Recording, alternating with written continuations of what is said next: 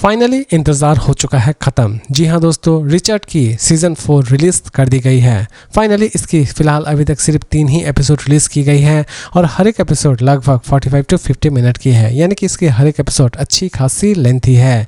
इसमें आपको किसी भी तरह की कोई भी न्यूडिटी नज़र नहीं आने वाली होगी, यानी कि इन तीनों एपिसोड में एटलीस्ट आपको किसी भी जगह पर किसी भी तरह की कोई न्यूडिटी नज़र नहीं आने वाली होगी।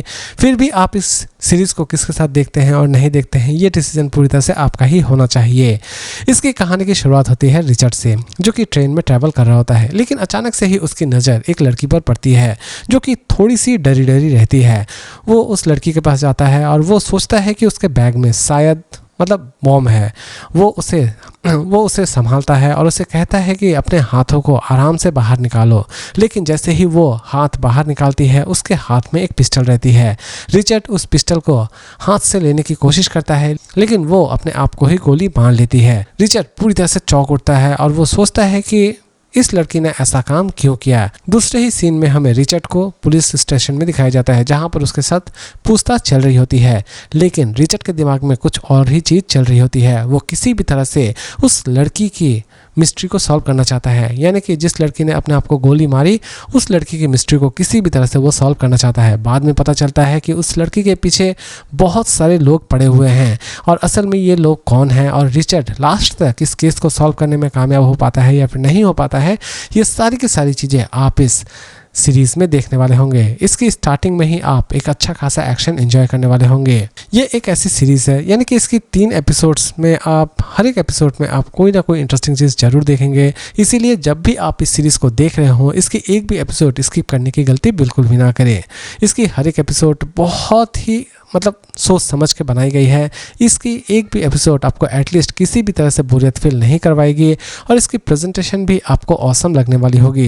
दोस्तों, इसकी हर एक सीज़न में जिस तरह की हम सस्पेंस देखते आए हैं, उसी तरह की सस्पेंस आप इस बार सीज़न 4 में भी देखने वाले होंगे। हर बार की तरह रिचर्ड इस बार को फिर से एक अलग ही एडवेंचर प्रेजेंट करने वाला होगा। सीरीज़ एक ऐसी सीरीज़ है जो कि आपका पैसा पूरी तरह से वसूल करने की ताकत रखती है। अगर आपके पास अमेज़ॉन की सब्सक्रिप्शन है, इसका मतलब है कि आपका आधा पैसा पूरी तरह से वसूल हो जाता है इस सीरीज को अगर आप देख लेते हैं।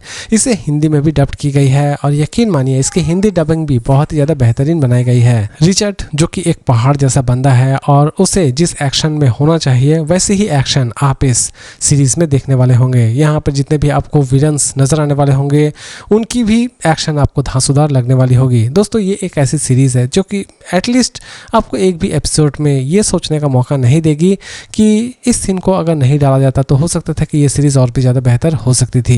तो दोस्तों, पूरी की पूरी सीरीज़ आपके लिए पूरी तरह से पैसा वसूल सीरीज़ होने वाली है। इसीलिए दोस्तों मेरी तरफ से इसकी रेटिंग होगी 5 में 4.2 स्टार।